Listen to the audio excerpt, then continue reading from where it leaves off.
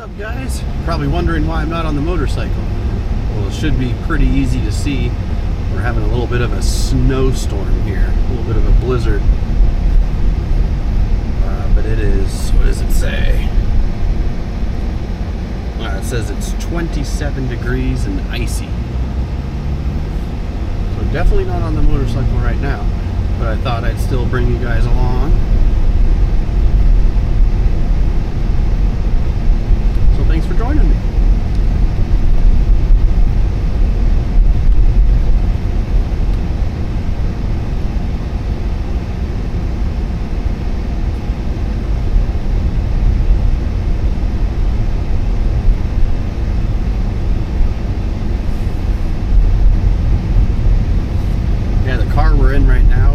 Infiniti G35x, so it's got the all-wheel drive. This thing's awesome. Honestly, in the snow, it's like a little tank. Baby brakes.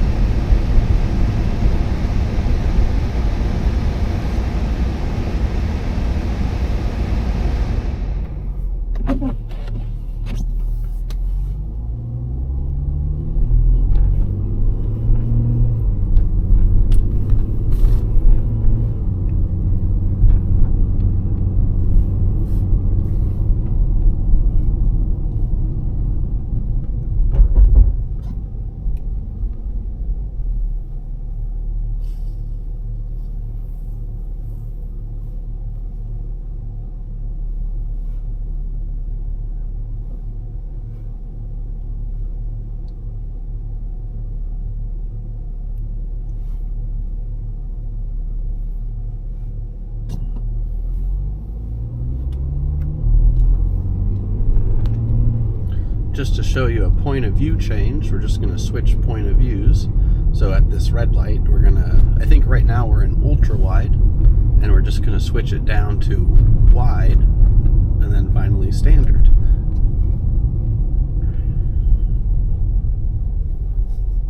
So here we go.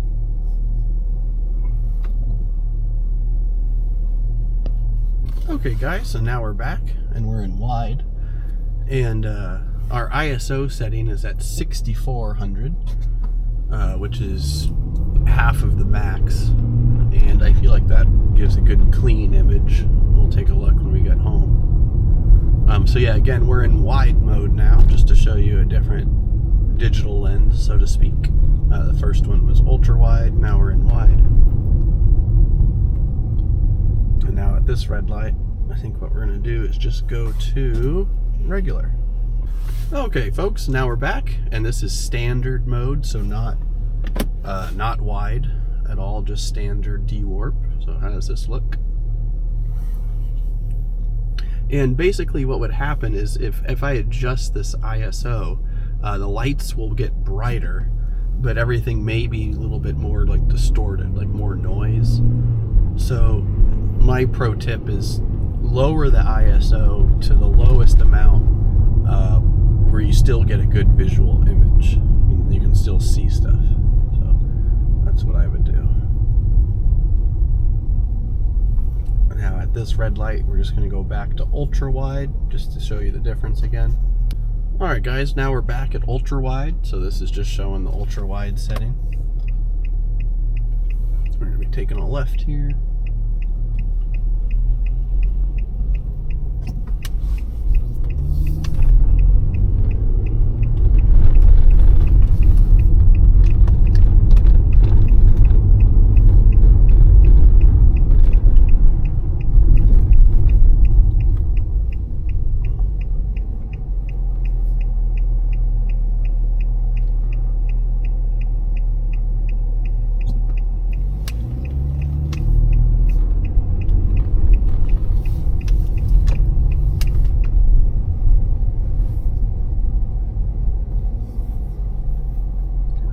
In here and pick up our sandwich. We'll be right back. Okay, I'm back. Now, do you notice that the lights up here are any brighter? Well, what I did is we are now at maximum ISO. So this is basically the most light that it can take in. Noise be damned, so to speak.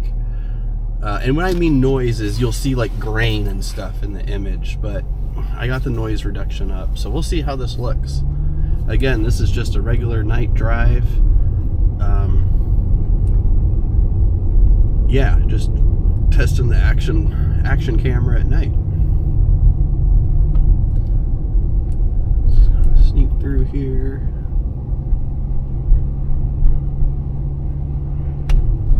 It's funny as the sounds. This car, I never drive my car, but it is just so much quieter than my motorcycle. I can't even hear this thing.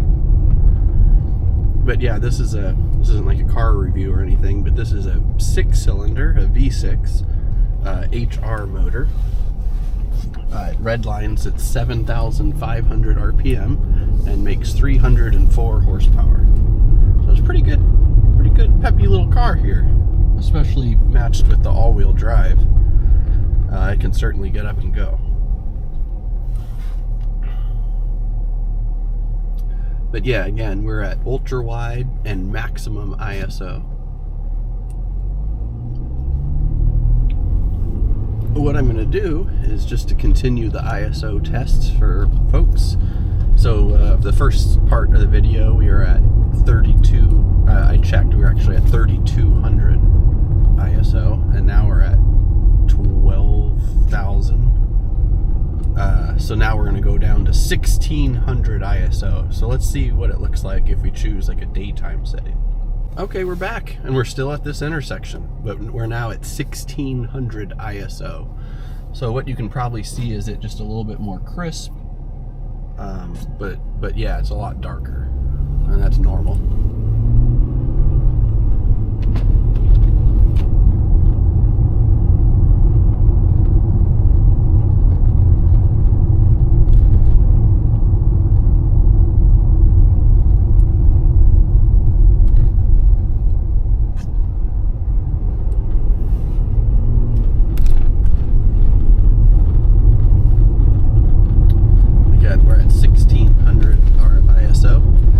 This light, we're just going to switch back to the maximum. So here we go. We're switching right now.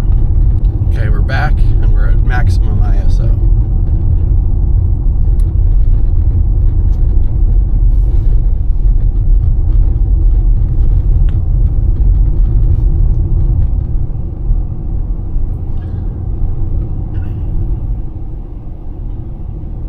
Now I'm also going to be doing a editing video which shows you like what settings to choose in the editing process. That might be tomorrow's video. I'm getting off work. It's 8:15 p.m. here, so I might not have time to do the editing part, but I'll totally get that started for you guys.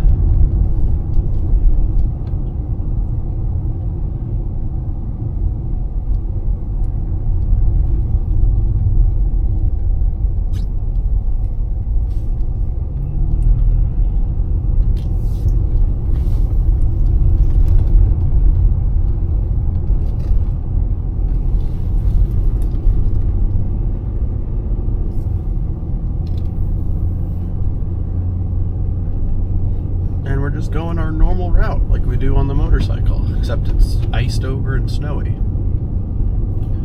But I am glad we got all-wheel drive. So I think the only thing we haven't done so far is 6,400, so we're just going to do that right now. Okay, we're back and we're at 6,400.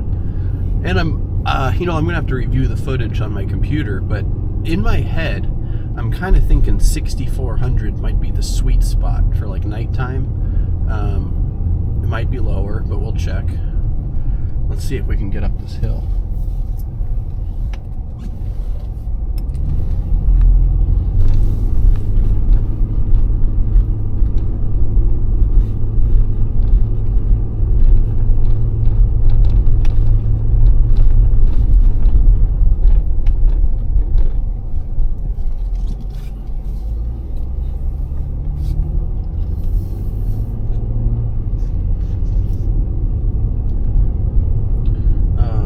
Stop it, go back to 1,200 just because it's kind of low light in here. Okay, we're back. 12,000 ISO.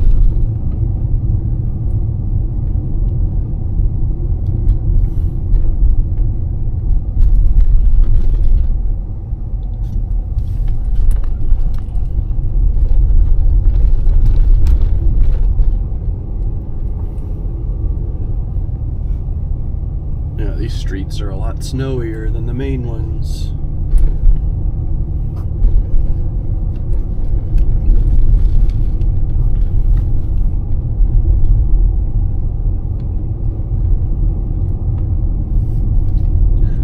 What's really nice is, man, this all-wheel drive system is just killer. They definitely knew what they were doing.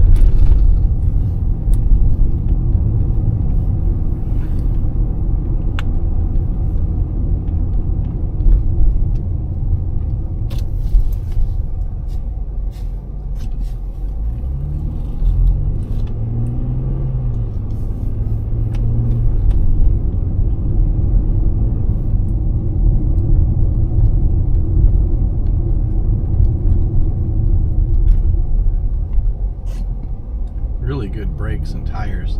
The traction light came on, but it didn't skid. We're rocking the Michelin Defenders.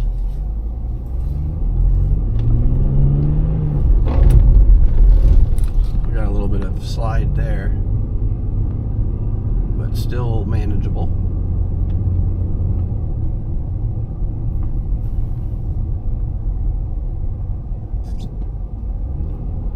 Well, thank you guys for joining me. I really appreciate it. Again, this is just like kind of a camera test.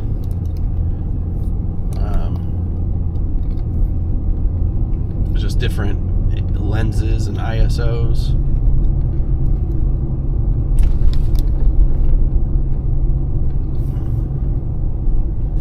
But yeah, thanks for joining me again, guys. I hope you had a good day, and take care.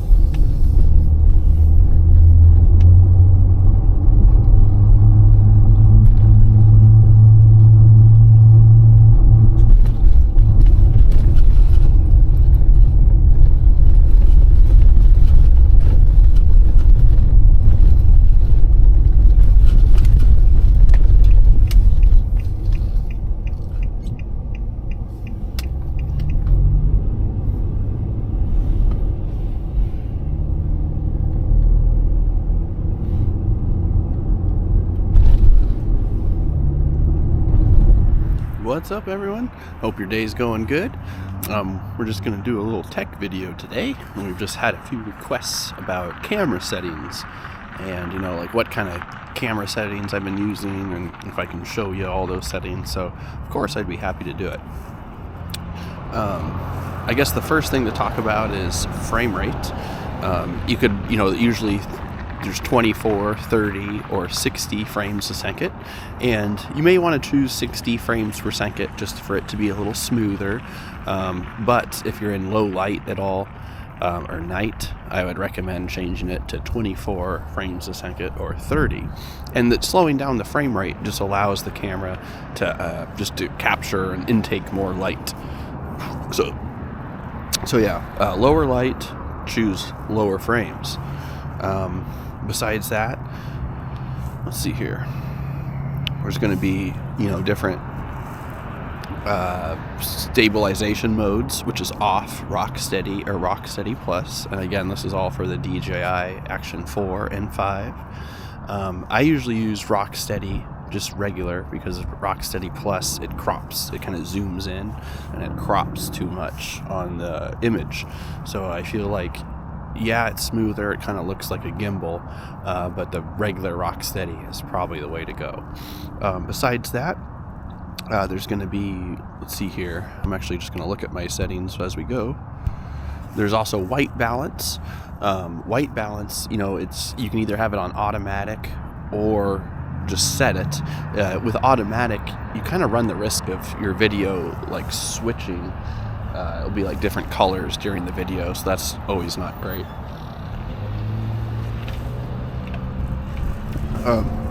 So what I would do if it's like clear, like a good daylight, sunny, set your manual white balance to 5500K, which is 5500,000, which is how it's measured, the color. But if you set it to that, that's usually what mine's set to, just during the daytime. And it has good visibility and all that. For color, you could do normal or D-Log, and normal is just what you see is what you get. You can't really edit it after. But the D-Log mode, it's meant for color grading. So you can open it up in an editing program and color grade, do some correction, apply a LUT. Now a LUT file is basically just a preset. It's like a color preset. And it's from the manufacturer, so I'll be posting the DJI LUT so you guys can see that, and you just download that, insert it into your video editor, and go from there. And I'll show you all that in continuing later in this video. The next thing we're going to look at is the exposure and the ISO range. On a real sunny day with no clouds, I would kind of recommend the exposure be 0, -7, 0 or 0.7, and that's negative. And what that does is, if you're looking at like the clouds or like the sky, it doesn't wash out like the sky. It's not all washed out, so it just kind of brings that exposure down. Just allows you to capture more detail. If it's nighttime, you could do like -0.3 or just 0, but sometimes the headlights kind of will wash stuff out.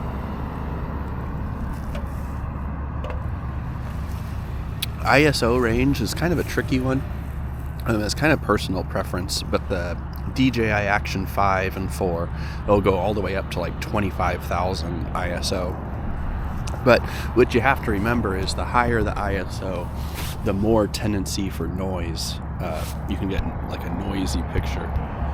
So what I usually do is, for daytime settings, put your ISO at 100 through 1600, 1600, and then at night do like 100 through 6400. You could even do 100 through 12,000 on the DJI Action 5, basically half of what its max is, and you'll have pretty good sound results from that.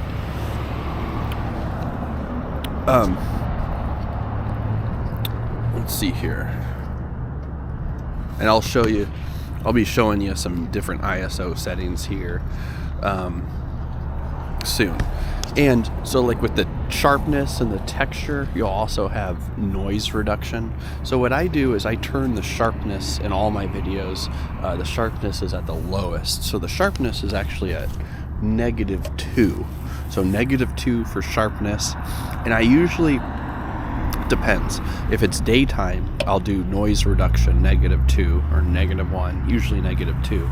But if it's nighttime, I'll do noise reduction like 1, and that just kind of tones down any noise that you may encounter.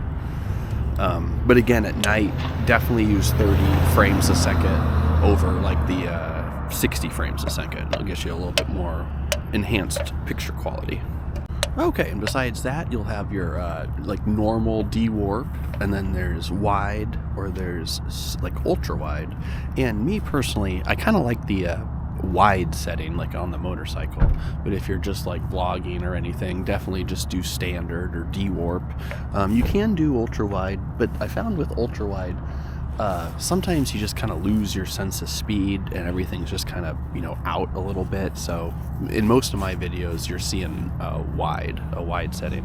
So what we'll do is I'll just demo it. So here is normal, and then we're going to switch to, here's the normal D-warp. Here's your wide mode. And here's your ultra wide mode. So you can see it's just real wider, but sometimes it gets a little warpy. So you can find the best setting for you. Now, we did have a question about 60 frames per second and file sizes. Yes, the 60 frames per second is somewhat larger than the 30, but personally, I would film in 30.